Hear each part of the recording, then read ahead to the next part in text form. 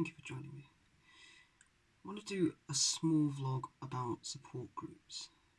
Just discuss my opinion on them, how I found them, and maybe some of the benefits that could be attained by going. Before I went to a trans support group, I had my own preconceived ideas of what it would be like. And frankly, I had my own preconceived ideas of what support was like in general. I didn't really think I'd like it. I didn't think I'd feel comfortable. I thought it would be quite an awkward situation of just sitting in a room with strangers and discussing stuff I didn't want to discuss. I didn't see how it would help me feel supported. And I kind of have an attitude of dealing with stuff on my own, or I did. I just felt like it was easier that way. Less hassle. And I'm not really sure why, but I just didn't think it was my thing, support groups. Just after I came out was probably one of the roughest patches of my mental health and my life to date.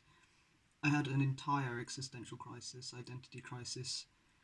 I felt shaken to my core and I had no idea who I was or what I wanted to do. And I felt completely alone. I decided that I wasn't really getting through it well enough on my own, so I'd try other things. I tried researching, I tried reaching out to support groups online first, and while this was very helpful, especially because I had a lot of social anxiety at the time, I could continue to isolate myself while speaking to online communities quite easily. I could just simply choose not to comment, choose not to go on social media. And that has its merits some days. But for where I was at the time, I really needed something to pull me out of my isolation. And since nothing else was working, I decided to look up a support group near me and go. I remember when I went, like remembering the history of somebody else. I remember feeling really out of place, like I didn't belong there. I felt like that in every area of my life, so I didn't expect this to be any different. When we went round the room, introducing ourselves with our names and our pronouns, I heard myself answer in a voice too fragile to recognise. I was the last to answer. I left it as long as possible. They don't force you to, but I wanted to know that I'd done it, that I'd said it. I was met with some absolutely amazing support then. And it was none of the things that I thought it would be. It wasn't awkward, and it didn't feel like a hassle. It didn't feel like people were pitying me for my situation. I don't know what sort of things I envisaged before or where they'd come from, but it was none of the things I feared.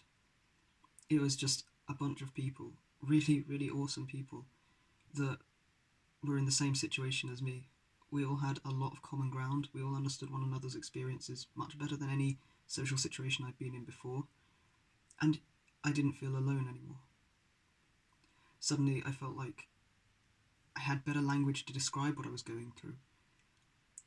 And instead of being in the sort of society where if I said something, people would question my experience as unusual, everyone would nod in agreement, and it just felt like my experience was default. Like diversity was default, instead of something to be feared or questioned. It was the first social situation I'd been in where I decided to use the name and pronouns I wanted to use instead of the ones that I had had up until that point. And just that act in itself made me feel so much more certain of who I was and what I was doing, and it felt like I was no longer stuck in limbo. I met some really awesome people at that support group, and I still know so many of them today, and we have some absolutely great times. I'm really, really grateful that I went, and that I ignored every preconceived idea I had about support groups because they were all entirely wrong. It's a really nice sort of family vibe. You definitely, within the first 5 minutes, I felt like I belonged in that room, and like I could speak about anything safely.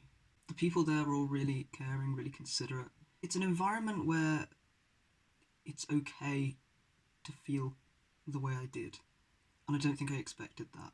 There was no pressure on me to say anything or to engage if I didn't want to, but at the same time I kind of ended up engaging more than I thought I would because it just had such an open and welcoming vibe. And when you do say things that you've been keeping inside for a long time, it's really surprising how many people echo your experiences. It's really surprising how much more common some of the experiences you thought were just you are when you're in a setting with so many diverse and brilliant people who have been in similar situations or are experiencing a similar thing. And suddenly you just feel incredibly free and validated, and anything you say will not be met with rejection or criticism, but more likely than not, people will thank you for saying it because it made it easier for them to do so, or they'll agree that they felt the same, and it felt like the gap between me and the rest of the world was suddenly being bridged. Through that support group, I found links to other LGBT plus friendly activities. I did football for a bit. I went swimming. Swimming's always a bit of an odd one if you're a trans guy, but there are waterproof binders you can get and different alternatives. And the one I went to, you could swim topless if you were comfortable. It was fine. And some people I know felt comfortable doing so because that's just what it's like there. You do just feel comfortable being yourself.